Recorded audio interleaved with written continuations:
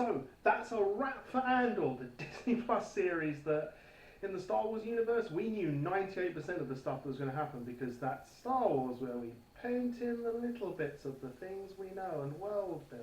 But anyway, spoiler alert, if you don't want to know about Andor Season 2, then please do not watch on. So for this season of Andor, as opposed to the last one, it's done in 4 parts with 3 episodes per part, 12 episodes total, and each time we end a chapter, so 3 episodes, next chapter, 3 episodes, they're a year apart.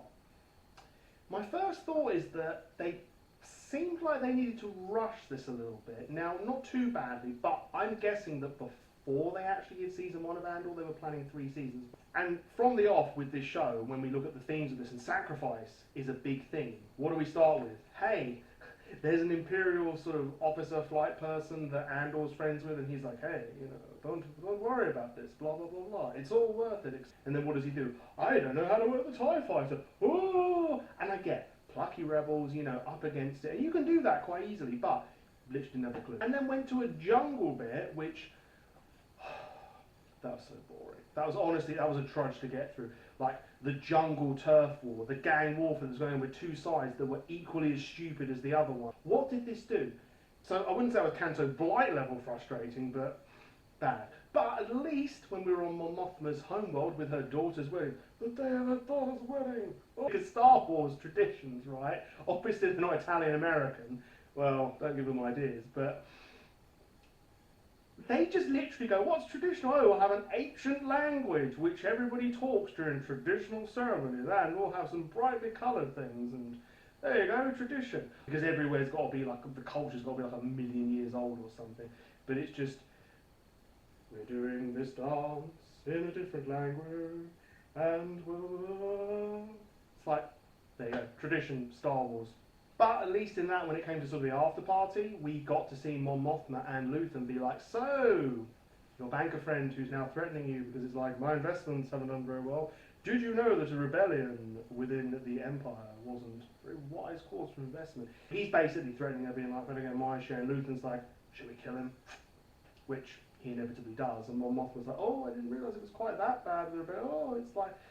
But I kind of get it, because it's her going, how deep am I going? And hey, who doesn't enjoy Luthen just being, hello, I'm the happy-go-lucky antiques dealer. Haha, I'm also a low-key psychopath. Who doesn't like that? But Deidre and Cyril, their relationship is so lovely, and it's kind of, the dynamics kind of changed a bit, because he feels a bit more confident. Maybe not too much, but again, it's just really actually quite wholesome seeing Deidre stick up for him with his mother. Like he was desperate for her at first, and now we've completely changed with their dynamic in a relationship.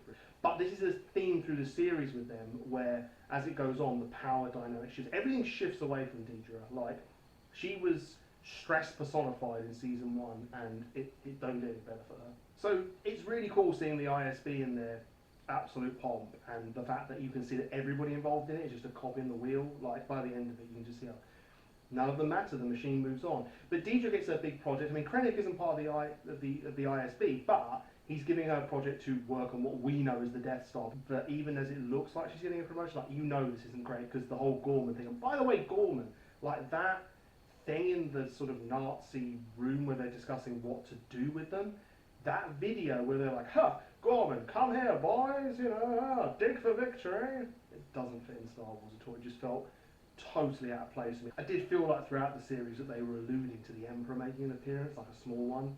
Maybe that was just me, but I found that a bit disappointing. But the whole Gorman thing was really interesting in the sense of that it was classic. It was trying to show how the rebellion in general was just fractured. Like, you had La Resistance, you know. Poor old Cyril realising finally, because he left for a diplomatic post opposed to a military post, and he finally realised that the Empire weren't good, and it weren't all that it was cracked up to be. And Deidre's losing control because she's in charge, but Cyril's got a reasonably high position, but he is a stooge essentially. And just watching it as like the resistance people hate him, Deidre's getting frustrated with him, you can see him losing faith in the Empire. It was interesting the way he died, because Deidre saw how disappointed he was. It would have broken her heart. And yet he died actually still defending her, because he hadn't stopped loving her. I thought that was a really good way to tie that up. But yeah, the whole Gorman thing was obviously supposed to be really sad. They're fighting each other. So we could really see the fractures in the rebellion, which was part of the point of this series, was to get to the end where the rebellion actually unites, because up to this point they have been, you know, not very centralised at all.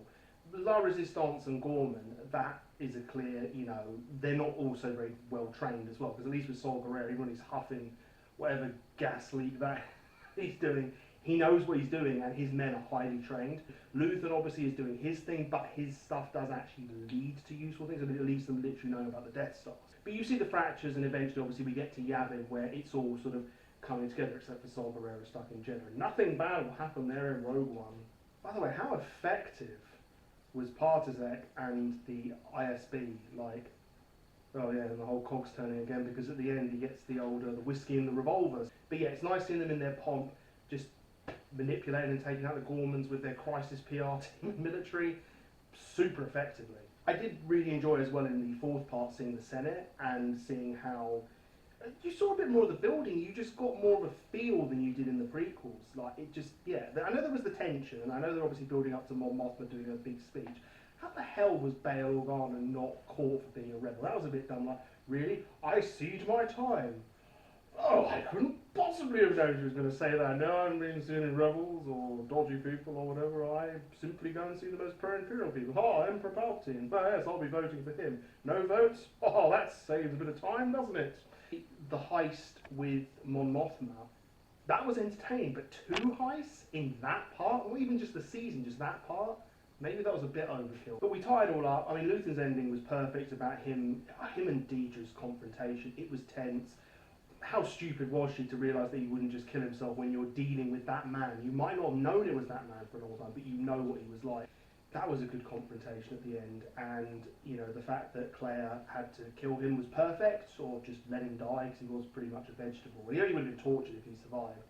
Deidre's ending in the prison, which it was nice that we'd seen the prisons in season 1, because then we got to know the gravity of her situation. She was never getting out, so she was just another cog in the wheel. And it was actually nice them being like, right, with Mon Mothma, we're taking her to Yavin, we've extracted her, but we have to actually do a retake, because she has to go and do a gold squadron. Ha ha, I'm here, I'm Mon Mothma, hooray, PR! Which goes to the theme of unsung heroes. I mean, Luthen said in season 1 to his informant, this is a dawn I'm never going to see. You know, I must be crazy, and other people were, but he gave Claire the dawn, because I assume Claire survives and sees everything. I mean, that was part of his thing, was he could have had her do that work, but he insisted no, and I think that was his gift to her, why she fought for his memory, as she should. And even Andor knew from, I like the fact that her impassioned speech gave Andor the impetus to be like, I didn't agree with him a lot. I mean, he hated the fact that he was prepared to see Gorman burn to the ground. I mean, how you didn't realise Luthen was that much of a psychopath at that point and prepared to do anything is beyond me. I'm glad that Bix, who, you know, is partner in the last one and this season, I'm glad that Bix got out and they had their child.